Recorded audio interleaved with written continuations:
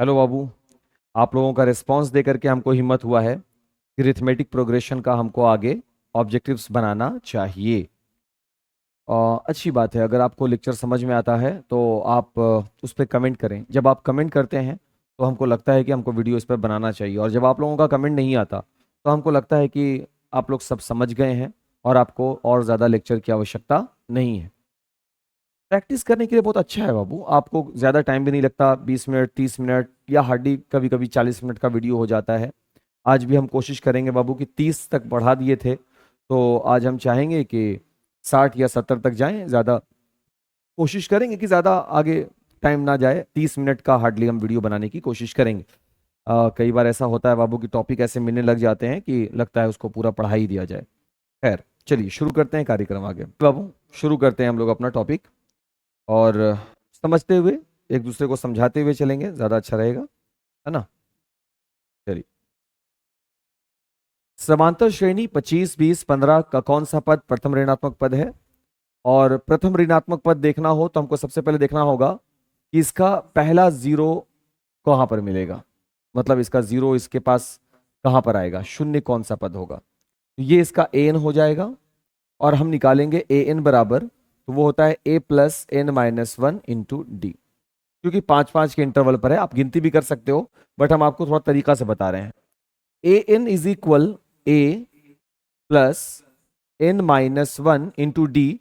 20 में से 25 घटाते हैं बाबू, अगले पद में से पिछला घटाते हैं, तो डी का वैल्यू आता है -5 में। ये हो जाता है -25। यहां हो जाता है बाबू एन माइनस वन इंटू -5। -5 को भी हम यहां ले आएंगे, तो -25 अब बटे में -5 इज इक्वल n-1। 5 आ जाएगा, 5 प्लस 1 बराबर n, n बराबर 6। तो जो छेवां पद होगा, छेवां पद शून्य होगा। और शून्य के बाद देखो, समझोगे, शून्य के बाद जो होगा, क्योंकि ये घट रहे हैं बाबू, तो शून्य के बाद जो भी होगा वो नेगेटिव होगा। तो पहला नेगेटिव आपको शून्य के बाद ही मिलेगा। तो शून्य कौन सा पद है? छठा। सही है ना। तो अगला वाला जो होगा वो शून्य होगा, जो तो सातवां पद होगा। बात समझ में आ रहा है ना। छठा पद इसका शून्य है, तो सातवां पद क्या होगा? शून्य से भी छोटा, क्योंकि ये छोटा हो रहा है। देखो छोटा कैसे हो रहा है, 25 से 20, 20 से 15, तो ये कम ना हो रहा है इसीलिए। निम्नलिखित में कौन सा समांतर श्रेणी में नहीं है? कौन समांतर श्रेणी में नहीं है? ठीक है, देख लेते हैं कौन नहीं है। भाई प्लीज यार, क्या ये सब है। हाँ, अच्छा अच्छा। हाँ, निम्न में कौन सा समांतर श्रेणी में नहीं है? ओके ओके, नहीं है। दूसरे पद में से पहला पद घटाएंगे तो डी मिलेगा, घटाएंगे तो डी मिलेगा, घटाएंगे तो डी मिलेगा। ओके। √8 में से √2 को घटाइए। √8 में से √2 को, 8 का मतलब होता है बाबू 2√2, उसमें से √2 घट जाएगा, वैल्यू मिलेगा √2। √18 में से 8 घटाएंगे, √18 में से √8 घटाएंगे, 3√2 -2√2 बराबर √2। 32 में से 18 घटाएंगे, √32 -√18, 4√2 -18 का होता है 3√2 बराबर √2। सर ये तो एपी में है, ये भी एपी में है, ये भी एपी में। हमको देखना है कौन एपी में नहीं है। यहां देखिए सर, 0.33 में 0 पॉइंट, क्या कैसे चेक करते हैं बाबू?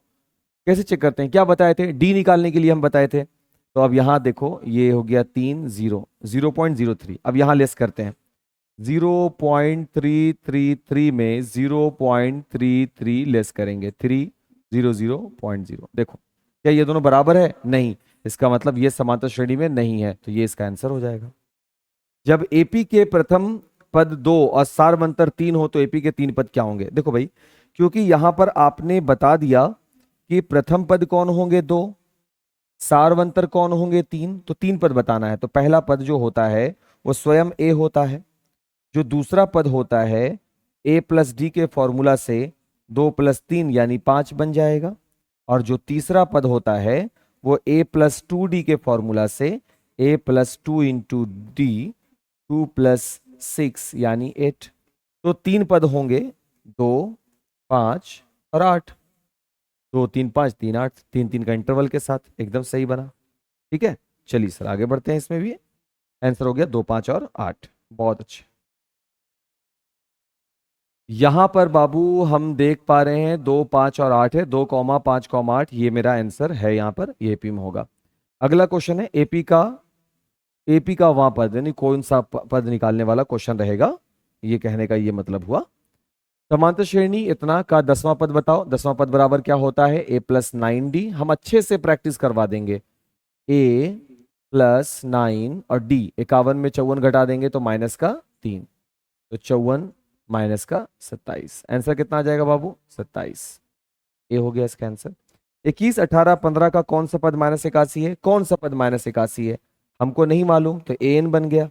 अब an बराबर होता है a+n-1 इंटू डी। अभी हम an पर चेक करेंगे तो n निकाल लेंगे तो पता चल जाएगा कौन सा पद होता है, आप थ्योरी पढ़े ही होंगे। तो उसके लिए हमको an के जगह पर -81 रखना होगा, a के जगह पर हम 21 रखेंगे, n तो हमको निकालना है बाबू, और d हो जाएगा 18 - 21 यानी -3। ये हो गया बाबू -81 -21, यहां हो जाएगा n-1 इंटू -3। एक एक हो गया 2, 8 2 हो गया 10, माइनस माइनस हो गया प्लस, लेकिन निशान माइनस का। अब बटे में आ जाएगा -3 इज इक्वल टू n-1, 3 से काट देंगे, 3 तिया 9 और 3 चौके 12, 34 और एक इधर आ जाएगा 35 होगा, तो n बराबर हो जाएगा 35। यानी कि इस एपी का जो 35वां पद होगा वो है -81। एग्जाम में, बिहार बोर्ड के एग्जाम में 2 मार्क्स वाले क्वेश्चन में भी ये सवाल रहते हैं, तो आपको इसको उस नजरिए से भी पढ़ना चाहिए कि 2 नंबर वाले में भी ये आ सकते हैं, ठीक है। नेक्स्ट क्वेश्चन है, समांतर श्रेणी इतना का कौन सा पद 82 होगा, हमको नहीं मालूम है सर। तो फिर से an बराबर a+n-1 इंटू डी, कौन सा पद यानी n निकालना है। एक पद दिया हुआ है सर 82, a के जगह पर कौन आएगा 2n-1 इंटू डी, 6 में से 2 घटा दीजिए सर 4, 82 में से 2 चला गया 80, 4 नीचे आ गया बाबू, n-1 4 से काट दीजिए 20 बार में, अब 20 + 1 बराबर n हो जाएगा, n बराबर हो गया 21, n बराबर हो गया 21, तो सी इसका आंसर होगा। an पद का व्यापक पद का मान क्या होगा भाई, an बराबर क्या होता है, an बराबर होता है a+n-1 इंटू डी, है ना। तो a के जगह पर हो गया 2 प्लस n-1 क्योंकि nवां पद बोला, और d हो जाएगा 4 में से 2 गया 2। वैल्यू देखो क्या बन रहा है बाबू, 2 + 2 को n से गुना करोगे 2n-2, कैंसिल हो गया बाबू, सिर्फ 2n इसका रिजल्ट होगा, b इसका आंसर हो जाएगा। वो खुद बोल रहा है बाबू कि n तक के लिए an निकालना होगा व्यापक रूप में। व्यापक मीन्स होता है जनरल, ठीक है। अगला क्वेश्चन है बाबू, अगला क्वेश्चन है कि यदि एक एपी का nवां पद अर्थात an बराबर इतना हो तो a3 का मान, देखो nवां पद का सूत्र बदल दिया, वे पार्टिकुलर क्वेश्चन में वो बदलते हैं, ठीक है। a3 निकालना यानी तीसरा पद निकालना है, तो an बराबर आपने कहा -1 पे पावर n, तो a3 बराबर हो जाएगा -1 पे पावर 3। जब आपने n बोला तो n, तो 3 बोला तो 3, तो -1 पे पावर 3 बराबर तो -1 ही रहेगा, तो ये आंसर मेरा इसका कितना हो जाएगा -1, ठीक। चलो आगे देखते हैं, क्या करो 3 है इसका आंसर, आ चुका है, सॉरी 3 बोलते हैं, -1 है इसका आंसर। अब अगला जो टॉपिक है बाबू, एपी का कौन सा पद सबसे पहला ऋणात्मक पद होगा, और हम अभी थोड़ा देर पहले भी आपको पढ़ाए थे कि पहला ऋणात्मक पद देखने से अच्छा है कि आप देखो कि 0 इसका कौन सा पद होगा।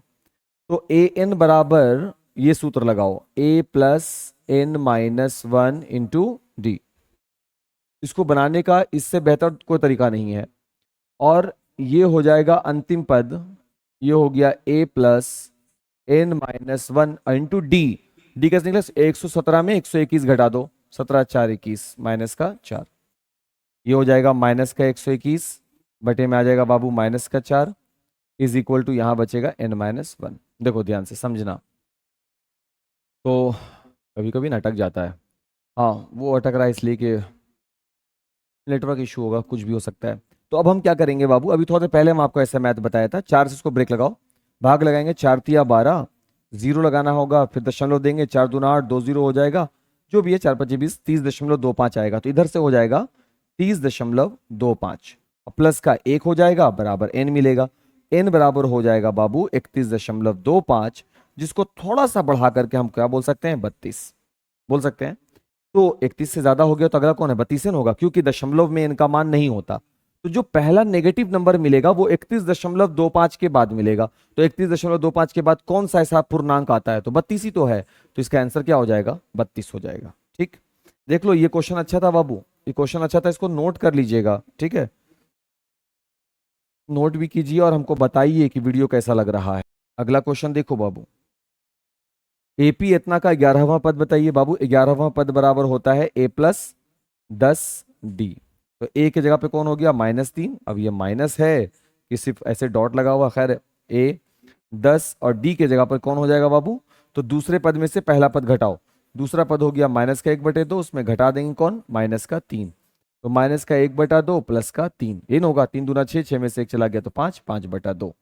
तो डी का वैल्यू हो गया 5/2, 2 से कट गया 5 बार में, -3 +25 यानी कि 22। तो इसका आंसर हो गया 22।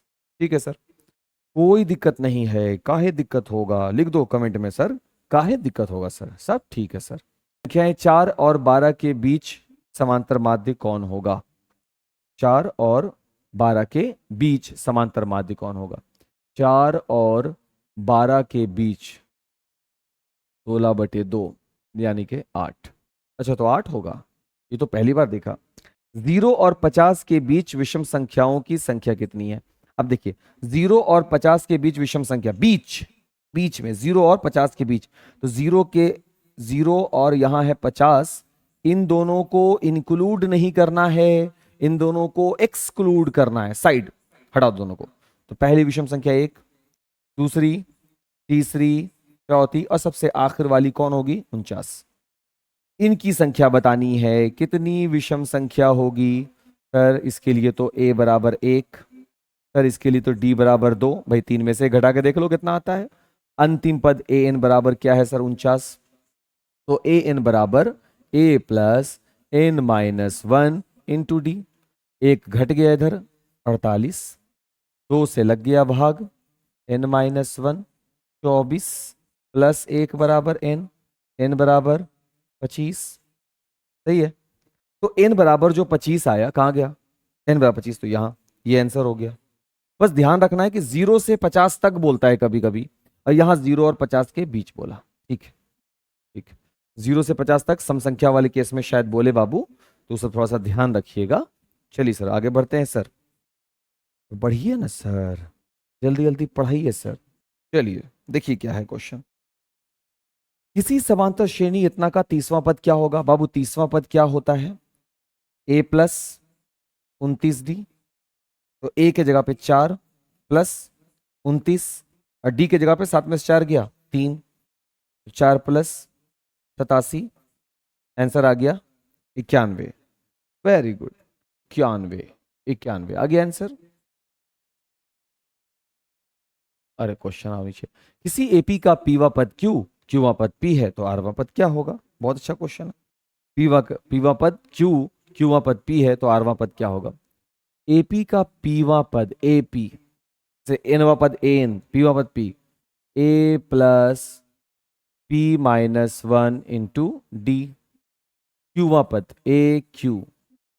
ए प्लस q-1 इंटू डी। सही है, अब हमको उसी में कहा कि पीवा पद जो है, समझिएगा बाबू, एपी का पीवा पद है क्यू, तो पीवा पद और क्यूवा पद को हटा दो और उसके वैल्यू को रखो। आपने कहा तुलजा सिम सिम, नहीं ये आपने नहीं कहा। एपी का पीवा पद है क्यू, अरे यार क्यू, और क्यूवा पद है पी। अब समीकरण को 1-2 कर देंगे तो हमको दिखेगा क्यू माइनस पी बराबर, ये भी आपस में घट जाएगा, मतलब a plus p-1 into D में से घट जाएगा a plus q-1 into D. ठीक है सर, तो q माइनस पी बराबर हमको मिलेगा a plus p-1 into D minus a minus q-1 into D. इस a से a कट जाएगा, तो q माइनस पी बराबर हमको मिलेगा, अगर दोनों के इस पद से और इस पद से d कॉमन ले लें तो हमको दिखेगा p-1 माइनस का q प्लस का 1। अगर आप थोड़ा सा बाबू कॉन्सेंट्रेट करेंगे तो दिखेगा आपको। ठीक सर, ये भी कटा दिया। तो Q माइनस पी बराबर मिलेगा D के साथ P माइनस क्यू। कट जाता अगर दोनों बराबर होते, बट ये बराबर नहीं है, चलो बराबर करेंगे। बराबर नहीं है तो बराबर कर देंगे। इसको अगर हम माइनस कॉमन ले लें तो क्या ये P माइनस क्यू नहीं हो जाएगा? Is equal to D P minus Q हो गया। अब ये दोनों कट सकता है और D बराबर क्या आ गया बाबू? -1। तो इसका आरवां पद ज्ञात करो। ठीक है सर, ज्ञात कर देते हैं। ए आर बराबर ए plus r minus one into d. तो ए आर बराबर ए plus r minus one, d के जगह पर बाबू -1 -1। तो ए आर बराबर हो गया ये ए माइनस का आर प्लस का 1। देख लो वैल्यू, ये आराम से हमको मिल गया, कोई दिक्कत नहीं, कोई वैल्यू नहीं। हाँ सॉरी, एक जरूरी बात कि अगर आप ऑप्शन देखोगे तो पी और क्यू के फॉर्म में, तो पी और क्यू के फॉर्म में लाने के लिए डी का जो मान आया उसको दोनों में से किसी एक समीकरण में रख दो। जैसे डी का मान -1, इसको हम पहले में रख देंगे, तो ये आ जाएगा क्यू बराबर ए plus p minus one into d कौन है? -1। तो यहां पर से हम ए का मान निकाल लेंगे। देखो ए का मान क्या निकलेगा बाबू? क्यू बराबर ए प्लस ये आएगा माइनस का पी और प्लस का 1। अब सब वैल्यू को इधर ले आओ, ये हो जाएगा q plus p minus one बराबर a। दोनों में से किसी भी इक्वेशन में रख देंगे। तो अब हम ए आर बराबर वैल्यू लिख सकते हैं। a के जगह पर हम क्या रख सकते हैं बाबू? q plus p minus one, फिर माइनस का r प्लस का 1 कैंसिल हो गया। ए आर बराबर p plus q minus r, p plus q minus r, c इसका आंसर होगा। स्क्रीनशॉट लो इसका, अच्छा क्वेश्चन है। स्क्रीनशॉट लीजिए लीजिए लीजिए सर, ले लिया मैंने screenshot. Very good very good very good very good. आगे बढ़े। अच्छा यहीं पे है क्वेश्चन, है समांतर श्रेणी इतना का कौन सा पद 27 होगा? ये ए एन है सर। ए एन बराबर ए प्लस एन माइनस वन, कौन सा पद? एन निकालना है, N minus one into D, 7 में से 5 गया 2। एकदम पेशेंसली बनाओ बाबू और कमेंट करते रहो, हमको बताओ कि आपको वीडियो कैसा लग रहा है। 27 में से 5 चला जाएगा 22, अब बटे में 2 आ जाएगा बाबू, यहाँ n माइनस वन, 11 आ जाएगा बाबू, +1 कर दोगे तो n मिल जाएगा, और n बराबर आपको मिल जाएगा 11 और 1 12। तो रिजल्ट मेरा आ जाएगा यहाँ पर, वैल्यू जो आएगा वो 12। चेक कर लेते हैं 12 है कि नहीं, है ना तो बाबू 12 है।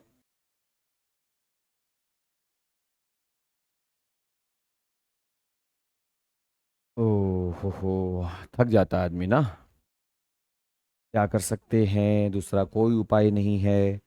और धीरे धीरे समय तो बीत रहा है, एग्ज़ाम का टाइम नज़दीक आ रहा है, और अंत में जाकर के ज़्यादा टेंशन ना लगे, ज़्यादा प्रेशर ना हो, उसके लिए हम लोगों को मेहनत जो है ना, थोड़ा थोड़ा जो कदम है वो थोड़ा थोड़ा ही कदम, लेकिन रोज़ बढ़ाना है। हम रुक नहीं सकते हैं और रोका जा नहीं सकता बाबू।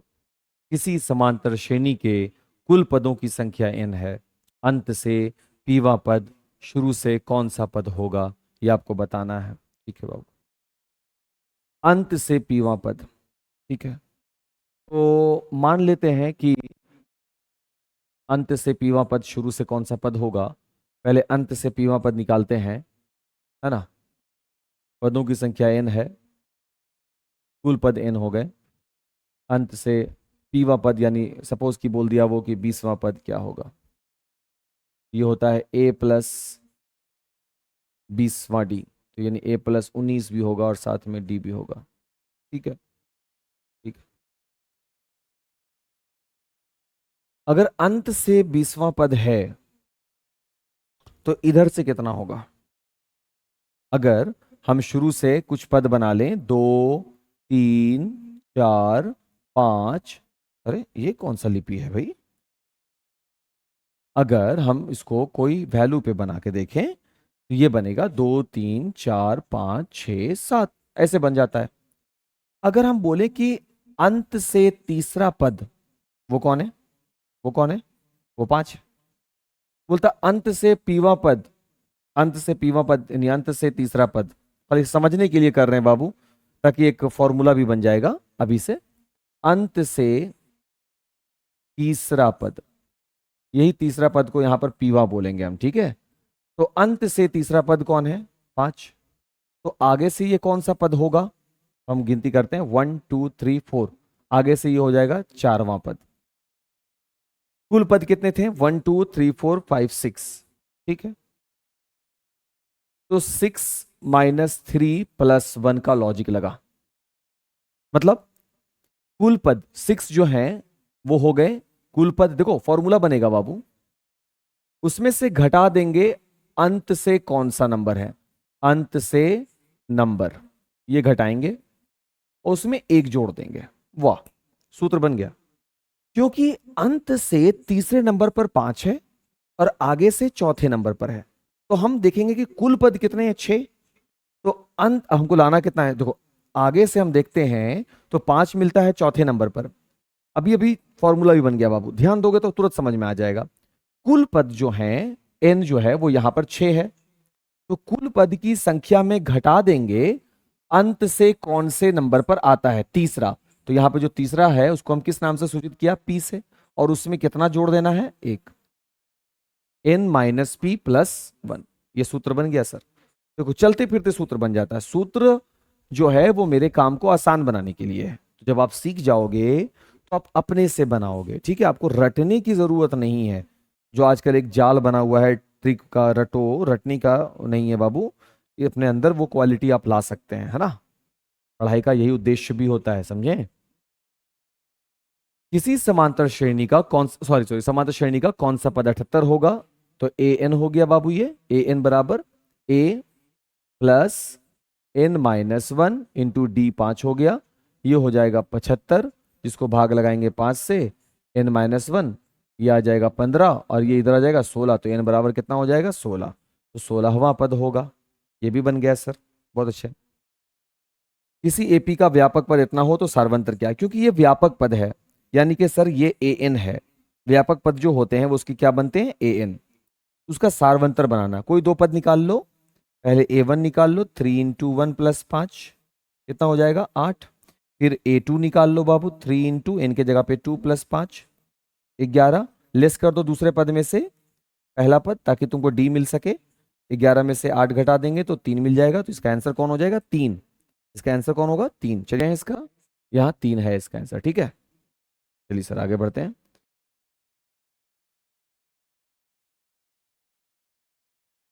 फिर अगला क्वेश्चन है, किसी एपी का 6th एवं 12th पद क्रमशः इतना इतना हो तो 20वां पद क्या होगा? एपी का छठा पद है 13, तो यानी a + 5d जो है वो है 13, समीकरण 1। उसी एपी का 12वां पद जो है वो है 25। 12वां पद का मतलब है a + 11d = 25। Equation number 2। अब हम इन दोनों इक्वेशन को सॉल्व करेंगे। आपको टीचर जरूर पढ़ाए होंगे, एक्सरसाइज जो अपना है वो 5.2 में इसका अच्छा से डिस्कशन है। तो a + एनसीईआरटी में बाबू, है ना। और ये हो गया a + 11d। एकदम पेशेंसली देखा करो वीडियो, स्किप मत किया करो। माइनस का 6d = माइनस का 12, d = 2। d मिल गया। दो हमको 20वां पद निकालना। पहला पद मिलेगा तब ना 20वां निकालेंगे, पहला पद नहीं मालूम है। d का मान समीकरण 1 या 2 किसी में भी रख दो। तो ये हो जाएगा a + 5 और d के जगह पे हम रख देंगे 2 = 13। तो a + 10 = 13। तो a बराबर हो गया 3। 13 - 10 यानी कि 3। a भी मिल गया, d भी मिल गया। अब हम 20वां पद निकाल सकते हैं। a20 बराबर a + 19d। a के जगह पे 3, 19 और d के जगह पे हो जाएगा 2। तो ये हो जाएगा 3 + 38, वैल्यू आ जाएगा 41। तो ये हो गया इसका आंसर, सी वाला पॉइंट ये इसका आंसर बनता है। बहुत शानदार शानदार क्वेश्चन है यार, है ना। अब देखो लगता है 30 मिनट क्रॉस कर रहा है क्या? हम जैसा कि कहा कि वीडियो ज्यादा बड़ा नहीं बनाएंगे। देखते हैं।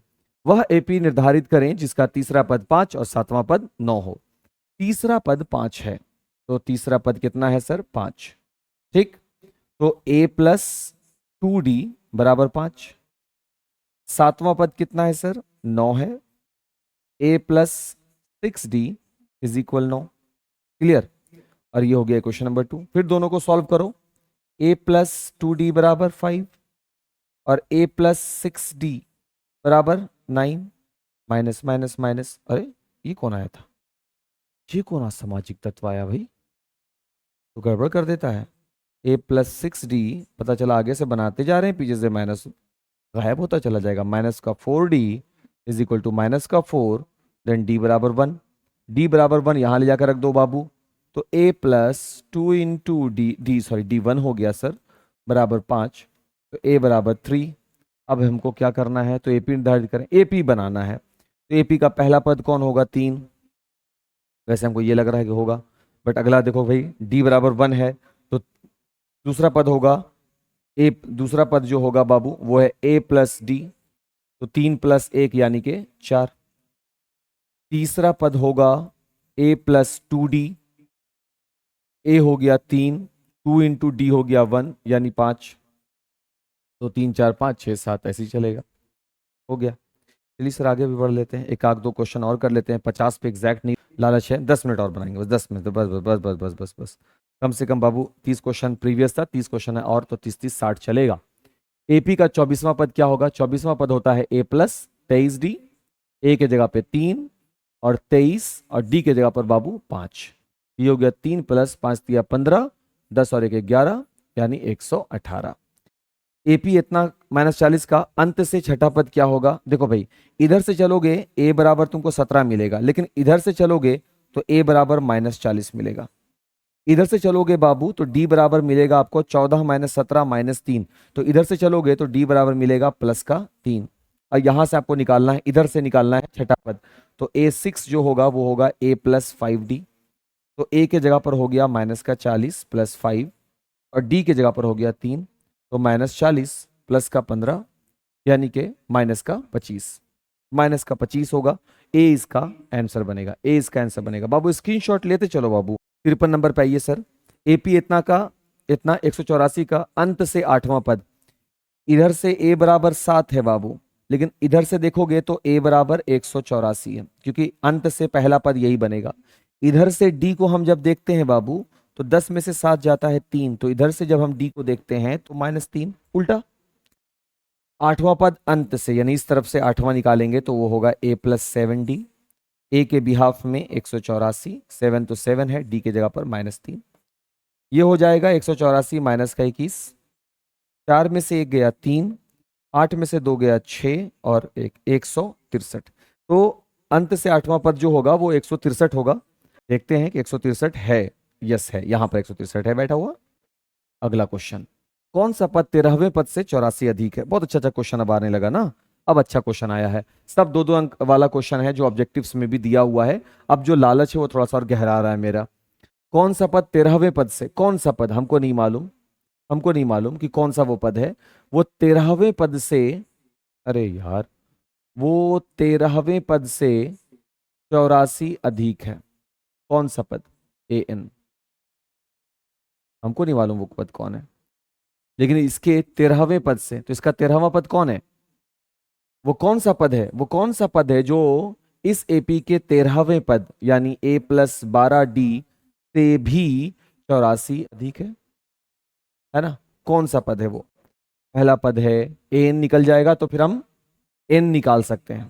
पहले ये तो देख लो, a के जगह पर 3 प्लस 12 इंटू d के जगह पर 10 में से 3 गया 7 प्लस का 84, क्या मिलेगा इससे, पद मिलेगा। ठीक, कौन सा नंबर पद है वो नहीं मिलेगा, वो n से मिलता है। 3 plus 84 plus 84 is equal to an। ठीक है सर, 4 4 8, 8 3 11, 9 8 17, 171 बराबर an। अब इसी an को निकालो कौन सा पोजीशन पे होगा, a plus N minus 1 into D मालूम है ना, तो 171 बराबर a हो गया 3 plus n minus 1 into D हो गया 7, 3 इधर आ गया बाबू 168, 7 यहां आ गया बाबू is equal to n minus 1, 7 दूना 14, 7 चौके 28 प्लस 1 25, n बराबर आ जाता है 25। यानी कि इस एपी का जो 25वां पद होगा, इस एपी का जो 25वां पद होगा वो 13वें पद से अपने अपने 13वें पद से 84 ज्यादा होगा। देखो बाबू, सीखने की गुंजाइश है क्या सर, गुंजाइश है। तो आपको अब झलक मिल रहा होगा कि हम कितना शानदार शानदार क्वेश्चन का यहां पर लिस्ट रखे हैं, है ना। एपी का पहला पद 2 सार्वंतर 3 हो तो 8वां पद जो होगा वो a प्लस 7d होगा, 2 प्लस 7, डी के जगह पे 3, 2 प्लस 21 यानी कि 23। 23, बहुत अच्छा, बहुत अच्छा। क्वेश्चन वो 253 में अंतिम पद से 20वां पद कौन होगा, इधर से 20वां है ना, तो ए बराबर कौन हो गया 253, डी बराबर इधर से कौन होगा सर, इधर से है 5 प्लस का, इधर से माइनस का, 20वां पद क्या होगा ए प्लस 19 डी, ए के जगह पे हो गया बाबू 253, 19 तो 19 है सर, डी तो -5 है, ये हो गया 253 माइनस कितना होता है 95, 5 9 45, 5 4 9, 13 में से 5 गया 8, 14 में से 9 गया 5 और ये 158, 158। किसी एपी में एन को क्या माना जाता है, एन को अंतिम पद माना जाता है, इसको व्यापक भी बोलते हैं, व्यापक भी बोलते हैं और अंतिम पद भी बोलते हैं। व्यापक पद बोल सकते हैं क्योंकि व्यापक पद ही है ये, ए एन जनरल फॉर्म है बाबू, ए प्लस एन -1 इंटू डी, ठीक। और अगर अंतिम पद रहता लिखा हुआ तो अंतिम पद भी बोल देते हैं ना, ए एन जो है वो अंतिम वाला पद भी होता है, तो आप वो भी इसको बोल सकते हैं। एपी का 10वां पद क्या होगा, 10वां पद होगा ए प्लस 9 डी, कितना प्रैक्टिस हो जाएगा ना, ए प्लस 9 डी हो जाएगा 5, 45 और 2 47, 47 47 47 47 47, चलिए ठीक है, 59 59, ऑलमोस्ट ऑलमोस्ट पहुंच गए हम लोग। किसी एपी का एनवा पद इतना हो तो एपी क्या होगा, एनवा पद का ये फॉर्मूला हो गया सर, तो पहला पद हो जाएगा 3 + 2 × 1 यानी 3 + 2 यानी कि 5, तो पहला पद 5 होगा। अब या तो ये मेरा आंसर हो सकता है या ये। दूसरा पद क्या होगा 3 + 2 × 2 यानी 3 + 4 यानी कि 7, तो अब तो यही होगा, अब आगे चेक करने की जरूरत नहीं है। किसी एपी का 17वां पद उसके 10वें पद से 7 अधिक है, किसी एपी का 17वां पद उसके 10वें पद से 7 अधिक है, ये 7 ज्यादा है, तो 7 कम कौन है, ये ना, तो 7 इसमें जोड़ देंगे। तो किसी एपी का जो 17वां पद है वो उसके 10वें पद से 7 ज्यादा है, ये 7 ज्यादा है, तो या तो 7 इसमें घटा दो या 7 इसमें जोड़ दो, इक्वल ही तो करना है। 17वां पद का फॉर्मूला होता है ए प्लस 16 डी और 10वें पद का फॉर्मूला होता है ए प्लस 9 डी और प्लस का 7। ए से कट गया बाबू, 16 में से 9 घट गया, 7 डी हो गया बाबू 7, तो डी बराबर क्या आ जाएगा 1, तो इसका आंसर क्या हो जाएगा 1। बहुत शानदार। और इस तरीके से हम ना का करते हुए आपका 30 मिनट से ज़्यादा टाइम ले ही लिया, गुणवत्तापूर्ण समय मैंने बर्बाद कर दिया, ऐसा तो नहीं लग रहा है ना। नहीं बाबू, टॉपिक बहुत इंपॉर्टेंट टॉपिक है। जानते हो सबसे अच्छा बात क्या है इसमें, सबसे अच्छा बात यह है कि यहाँ पर ऑब्जेक्टिव्स, सिर्फ ऑब्जेक्टिव्स नहीं है, 2-2 नंबर के बहुत सारे क्वेश्चंस पूछे जाते हैं। हम कितनी बार क्लास में भी ये बात कहा कि तुम हमेशा इन टॉपिक को, जब हम कुछ ऐसा कहें तो क्वेश्चन बैंक को जांचो, चेक करो जाकर के टीचर जो कह रहा है कहीं डरा कर चीजें बेच तो नहीं रहा। खुद से क्वेश्चन बैंक को जाकर चेक करो और जाकर के देखो कि ये चीज वैलिडेट करती है कि नहीं करती है। नहीं करे स्किप द वीडियो। आज क्लास है since 2016 from village to victory में जुड़ने के लिए आपका बहुत बहुत शुक्रिया। नेक्स्ट वीडियो हम एक दिन के अल्टरनेट पर लाएंगे, और इसके बाद आपको और किन किन चीज़ों का वीडियो चाहिए कमेंट बॉक्स में ज़रूर बताइए। Thanks for watching.